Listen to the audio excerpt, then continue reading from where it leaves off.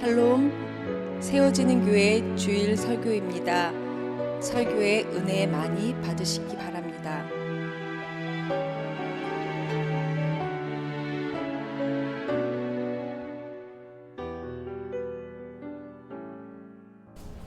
하나님 말씀 히브리서 11장 8절에서 12절까지 말씀입니다. 믿음으로 아브라함은 부르심을 받았을 때 순종하여 장래의 유업으로 받을 땅에 나아갈새 갈 바를 알지 못하고 나아갔으며 믿음으로 그가 이방의 땅에 있는 것 같이 약속의 땅에 거류하여 동일한 약속을 유업으로 함께 받은 이삭 및 야곱과 더불어 장막에 거하였으니 이는 그가 하나님이 계획하시고 지으실 터가 있을 성을 바랐습니다. 믿음으로 사라 자신도 나이가 많아 단산하였으나 잉태할 수 있는 힘을 얻었으니 이는 약속하신 이를 미쁘신 줄 알았습니다. 이러므로 죽은 자와 같은 한 사람으로 말미암아 하늘의 허다한 별과 또 해변의 무수한 모래와 같이 많은 후손이 생육하였느니라. 아멘. 저희가 앞으로 세 번에 걸쳐서 아브라함과 관련된 부분들을 저희가 함께 나눌 것입니다. 우리가 성경 가운데 특별히 제일 많이 오해되어지고 있는 부분 중에 하나가 바로 이 아브라함의 믿음에 대한 부분이 아닐까 그런 생각을 합니다. 우리가 믿음의 조상이라고 이야기하면 아브라함을 이야기합니다. 그랬을 때 아브라함 믿음의 가장 특징적인 부분을 우리가 이야기할 때 무엇을 이야기하죠? 아브라함의 순종, 그죠? 순종에 대해서. 그 순종을 이야기할 때 대표적으로 예를 드는 부분이 바로 아브라함이 하나님께서 그 본토에 있을 때 그를 불러내었을 때 순종했다라고 그렇게 이야기하고, 또 결정적인 순종의 모습이 또 어떤 것이었냐면 그 독자 이삭을 바치라라는 하나님의 그 말씀에 대해서 아브라함이 순종했다라고 이야기를 합니다. 그래서 그 아브라함의 순종을 이야기하면서 우리 믿는 자들이 이러한 순종의 모습들을 이루어 나가야지 된다라고 이야기합니다. 그래서 그 순종을 우리 성도들이 마땅히 이 땅에서 해야 될 그런 믿음의 행위의 모습들로 이야기하는 부분들을 우리가 많이 보게 됩니다. 오늘 우리가 11장을 통해서 아브라함의 믿음에 대해서 바라볼 텐데, 지금까지 우리가 공부했던 그러한 믿음의 모습과 동일한 맥락 속에서 우리가 아브라함의 믿음을 살펴봐야 될 줄 믿습니다. 이 믿음이라는 것은 저희들이 계속 공부했지만 믿음이라는 것은 이 땅에 속한 것이 아닙니다. 우리 안에서 나올 수 없는 것이 믿음입니다.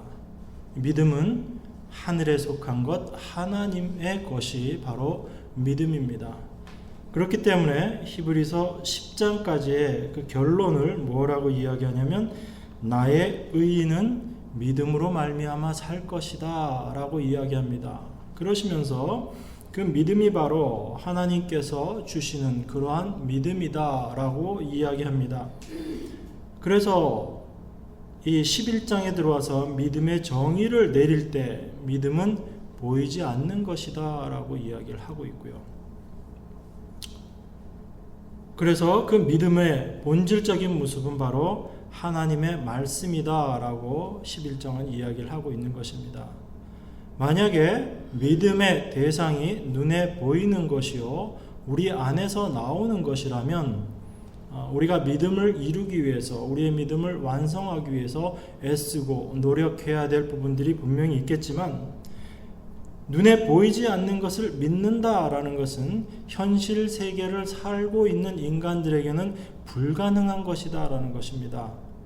우리 눈에 보이지 않는 것을 믿는다는 것 자체가 불가능한 것이 바로 인간의 한계입니다. 그렇기 때문에 그 한계 너머에서 믿음이 무엇이냐, 이것은 눈에 보이지 않는 것이지만 하나님의 말씀으로 이 세상이 다 운행되어진다는 것을 믿는 것, 그것이 믿음이고, 그 믿음은 바로 하나님의 말씀, 바로 하나님 자신이다라는 것을 이야기하는 것이 바로 히브리서의 말씀입니다. 지금껏 우리가 보아왔던 믿음의 선진들의 모습들도 동일한 그런 하나님께서 이 사람들을 통해서 어떻게 믿음이라는 것이, 하나님께서 주시는 그 믿음이라는 것이 어떻게 드러나는가라는 것을 보여주셨던 모습이었습니다. 오늘 아브라함의 모습을 통해서도 우리가 동일한 것들을 발견할 수 있습니다. 오늘 본문 말씀 11장 8절을 보면 이렇게 이야기합니다. 믿음으로 아브라함은 부르심을 받았을 때 순종하여 장래의 유업으로 받을 땅에 나아갈새 갈 바를 알지 못하고 나갔으며 라고 이렇게 이야기하고 있습니다. 만약에 이것이 이러한 하나님의 부르심 안에 아브라함의 순종이라는 행위를 통해서 하나님께서 그것을 믿음이다 라고 정의하신다면 이것은 참 어려운 부분들이 됩니다. 왜냐하면 우리가 일반적으로 순종이라고 이야기할 때 그 순종과 우리가 일반적인 의미에서 이야기하는 순종이라는 것은 사실 지금 이 성경에서 이야기한 아브라함이 순종했던 부분하고는 조금 틀립니다. 우리가 동일한 단어를 쓰고 있기 때문에 똑같겠거니 이렇게 생각을 하는데, 우리가 순종이다 라고 이야기할 때 그 순종은 우리가 순종함으로 말미암아 어떠한 결과물들을 얻어내는 것을 바라보고 하는 순종들을 일반적으로 이야기합니다. 그런데 아브라함 당시에 아브라함이 하나님의 그 말씀을 쫓아서 그가 살고 있던 그 지역, 자기의 본토를 떠난다라는 것은 우리는 결론적으로 아브라함의 그 후손들이 이스라엘을 만들고 그리고 가나안 땅에 정착했던 모습들을 우리는 발견할 수 있지만, 아브라함 당시에 그가 거하고 있었던 그 본토를 떠난다라는 것은 그 자체가 자기 자신의 것을 버린다라는 의미입니다. 하나님 말씀에 순종해서 그가 무언가를 취하고 얻겠다라는 의미에서의 순종이 아니고 반대적인 의미에서의 순종이라는 것입니다. 그것은 무엇이냐면 고대 사회의 어떤 특성상 자기가 살고 있는 지역, 그 시족, 그 국가를 벗어나서 다른 곳으로 간다라는 것 자체가 이미 죽음을 의미하고 있기 때문에 그렇습니다. 요즘은 전 세계 어디든지 편안하게 자유롭게 다닐 수 있는 시대입니다. 그래도 요즘 많이 좀 어렵고 혼란한 지역으로 가면 불안해서 못 가죠. 요즘 여자분들은 인도 지역 여행하는 거 굉장히 두려울 겁니다. 왜냐하면 워낙 그 성폭행 사건들이 많이 일어나기 때문에 자기의 안전을 보장 못 받는 겁니다. 외국인이기 때문에. 하물며 그 나라에 사는 사람들조차도 자기 자신을 보호할 수 없는 그런 환경인데 외국인들은 더하죠. 뭐 전쟁이 있는 지역이라든지 그런 곳들 자기 안전을 보장할 수 없습니다.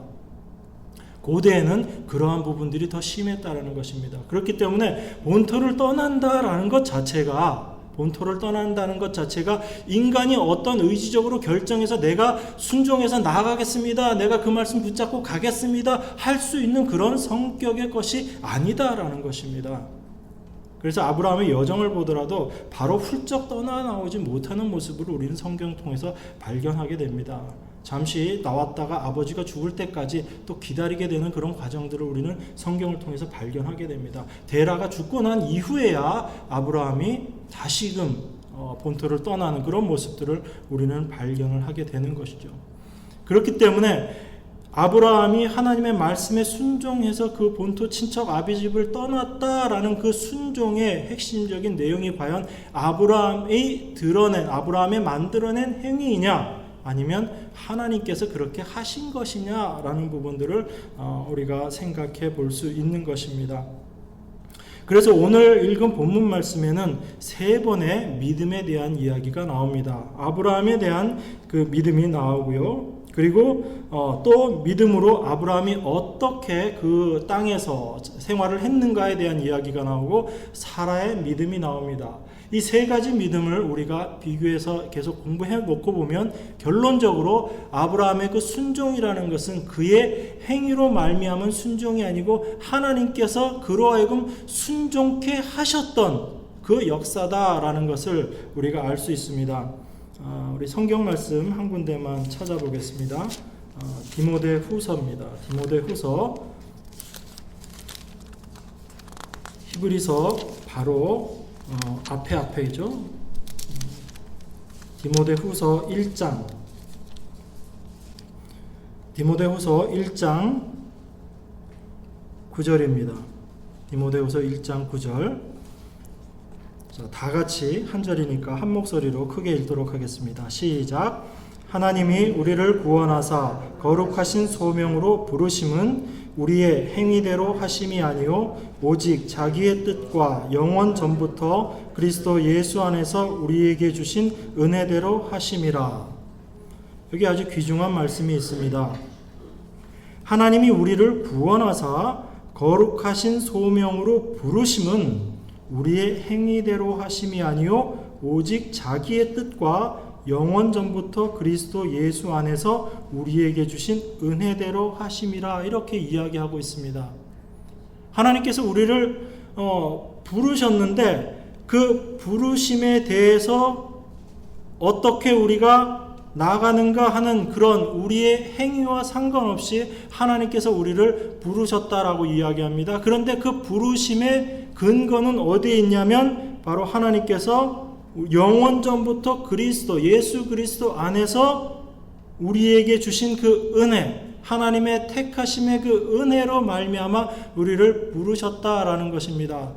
그렇기 때문에 하나님께서 어떤 부르심을 우리에게 주셨을 때에는 그 부르심에 대한 인간의 어떤 화답이라는 차원에서의 그 순종이라는 것은 성경이 이야기하고 있지 않는 거란 얘기예요. 다시 말씀드리면 하나님께서 부르신 자, 하나님의 그 창세전 계획 안에 그 은혜 가운데 그리스도 안에서 하나님께서 우리를 부르셨다면 그 부르심 안에는 무엇이 같이 포함되어 있다는 얘기예요? 그 부르심에 순종할 수 있는 내용까지 같이 포함되어 있다라는 얘기입니다. 그것을 우리가 유효한 부르심이라고 이야기를 하는 것입니다. 그렇기 때문에 하나님의 부르심에 우리가 순종하느냐 순종하지 않느냐의 것을 성경은 이야기하는 것이 아니고 하나님께서 부르셨다면 그 하나님의 유효하신 부르심 안에는 바로 그 부르심에 순종하게끔 하는 그 내용까지가 다 포함되어 있는 하나님의 부르심이라는 것입니다.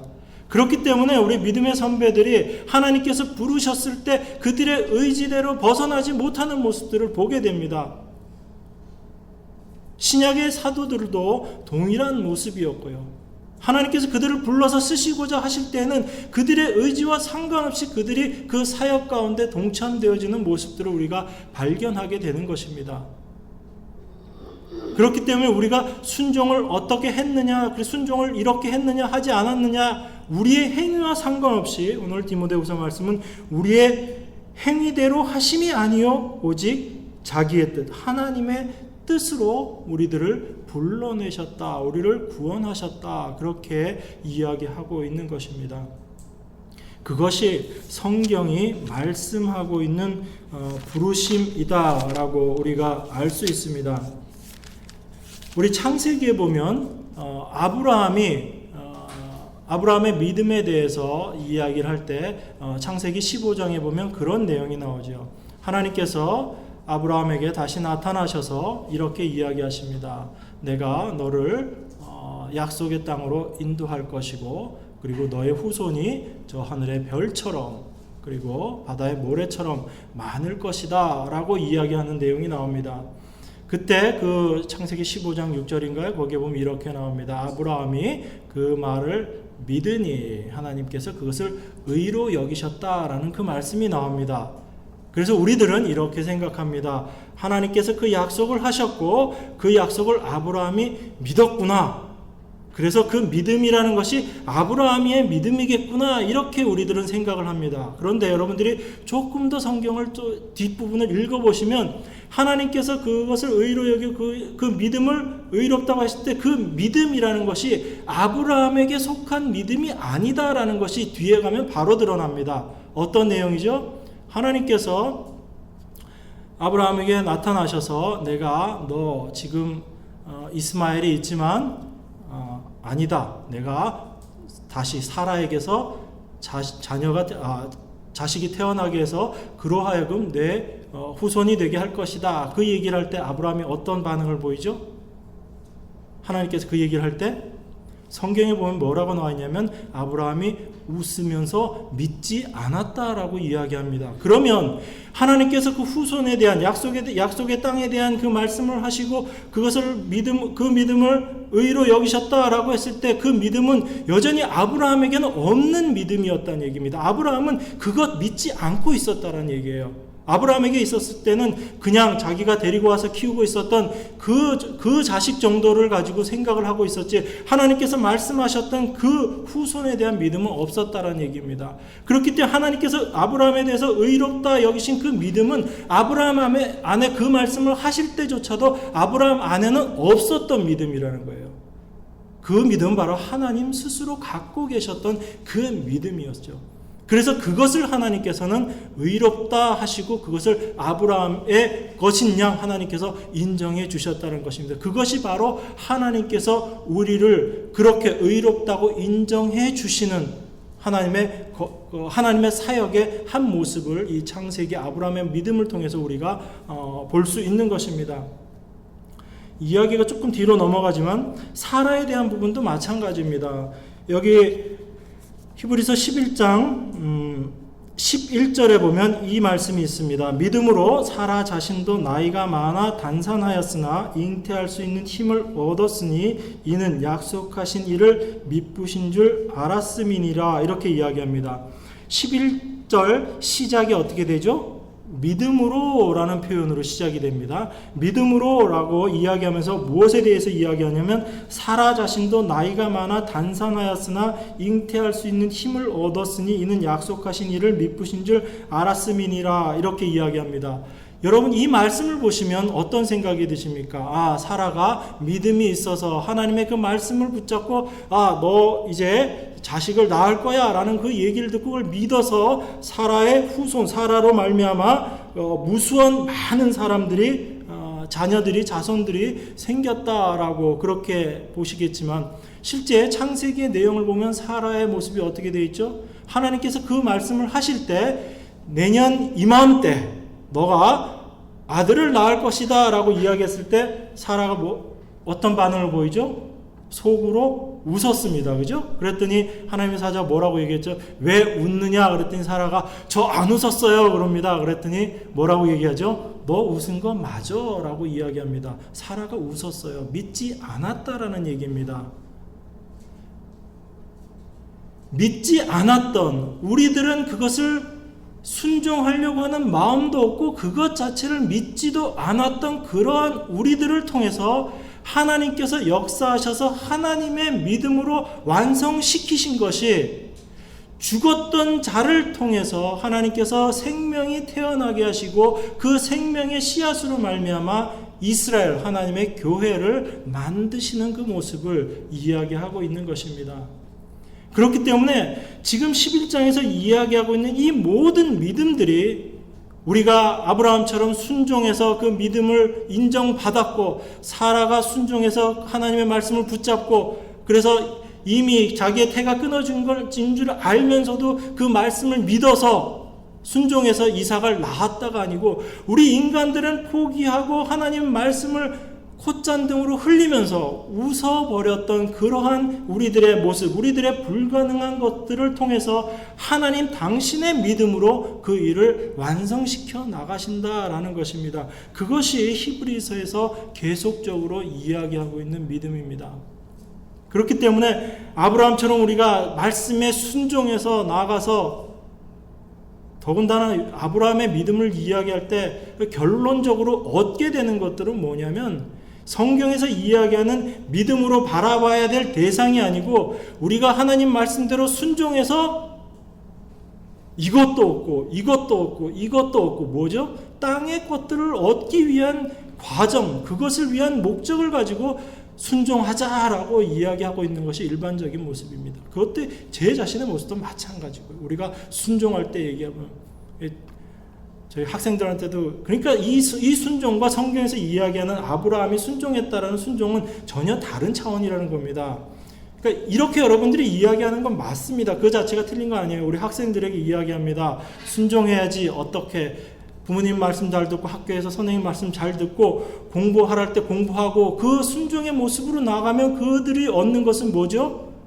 어떤 그 노력과 애씀, 그 순종의 결과물로서 그들이 얻을 수 있는 것이 있습니다. 직접적으로 어떤 성적이 올라가는 것들을 얻을 수 있고 그런 결과물들을 취해낼 수 있습니다. 그렇지만 성경은 그러한 결과물들을 바라보면서 순종을 이야기하고 있지는 않거든요.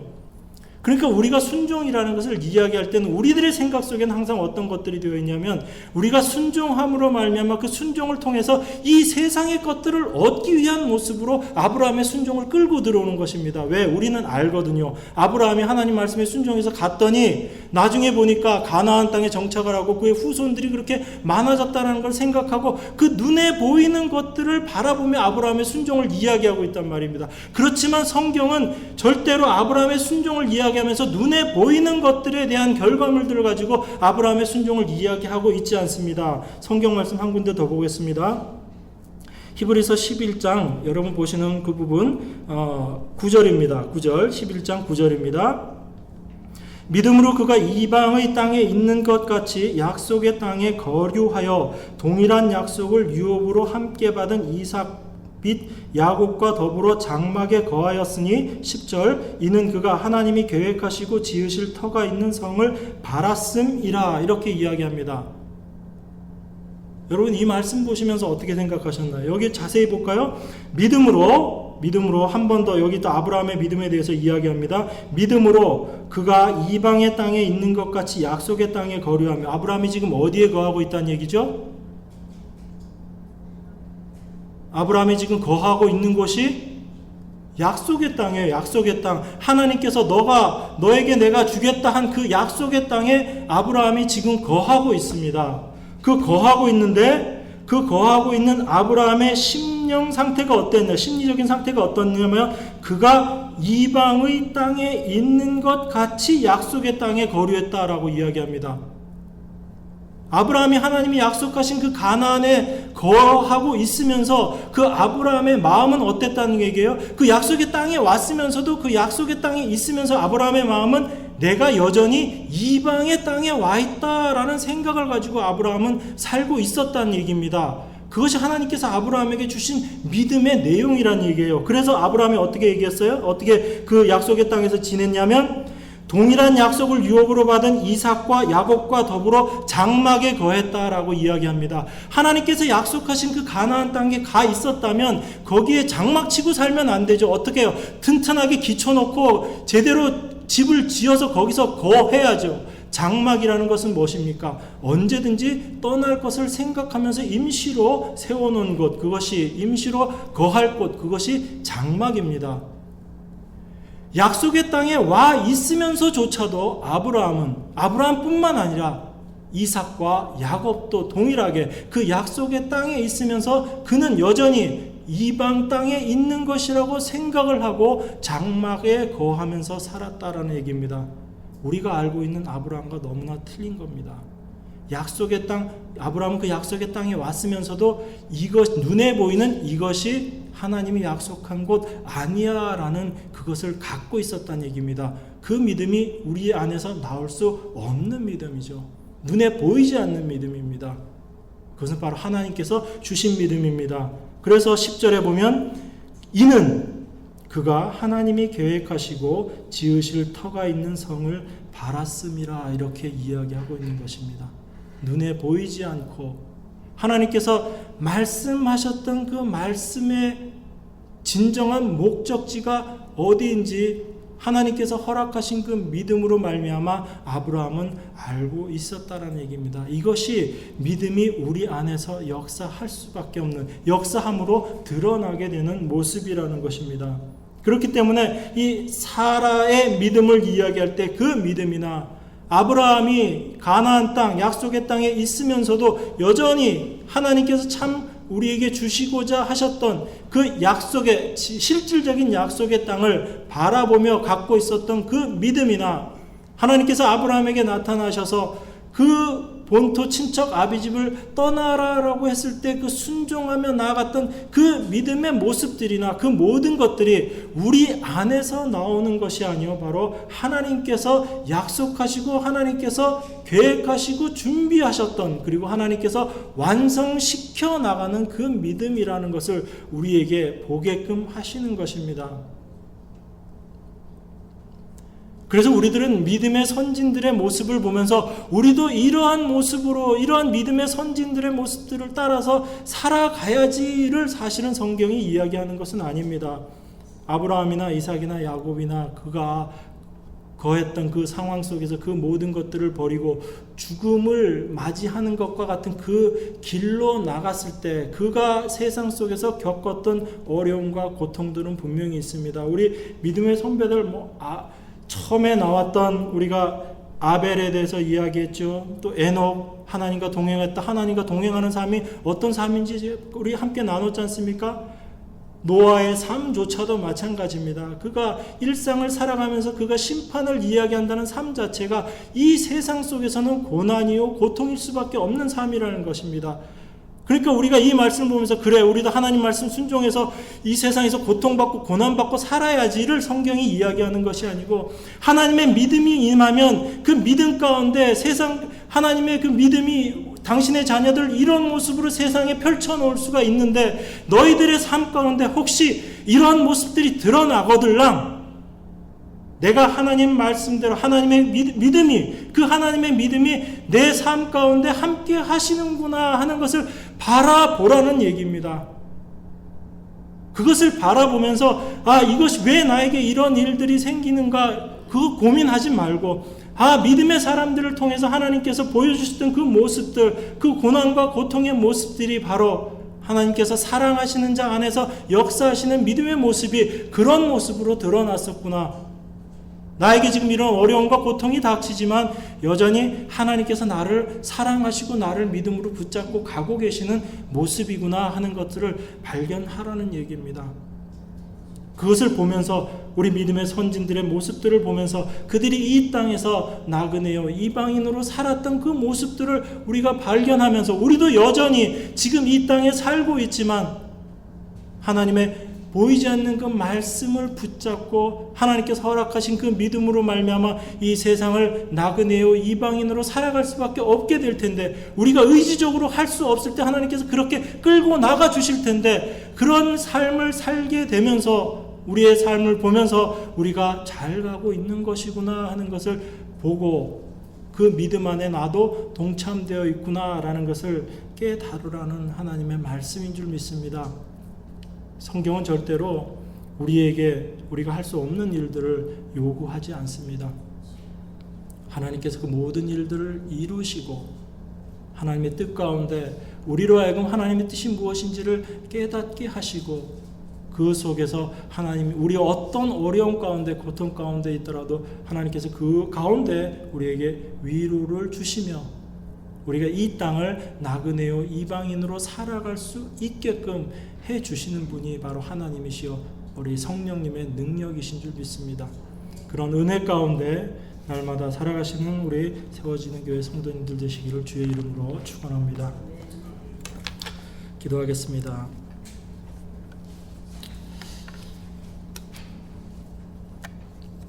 하나님, 우리들의 행함이 아니요 우리들의 어떠함이 아니요 하나님께서 창세전에 택하시고 사랑하시는 당신의 자녀들을 하나님께서 부르시고 구원하셨다고 말씀하셨습니다. 그 하나님의 능력의 손길을 저희들이 바라보게 하여 주시옵소서. 그 하나님의 인도하심을 저희들이 올바로 경험하고 깨닫게 하여 주시옵소서. 우리의 어떠함을 넘어서 역사하시는 하나님의 그 역사를 저희들이 바라보게 하여 주시옵소서. 우리로서는 할 수 없는 그 믿음을 우리 안에서 이루어 가시는 그 하나님을 바라보게 하여 주시옵소서. 우리 하루가 하여금 순종케 하시고 우리를 통해서 하나님의 말씀이 이루어지게 하시며 그 모든 일들을 주관하시는 그 하나님을 참된 믿음의 눈으로 바라볼 수 있게 하여 주시옵소서. 귀하신 예수 그리스도 이름 받들어 기도드리옵나이다. 아멘.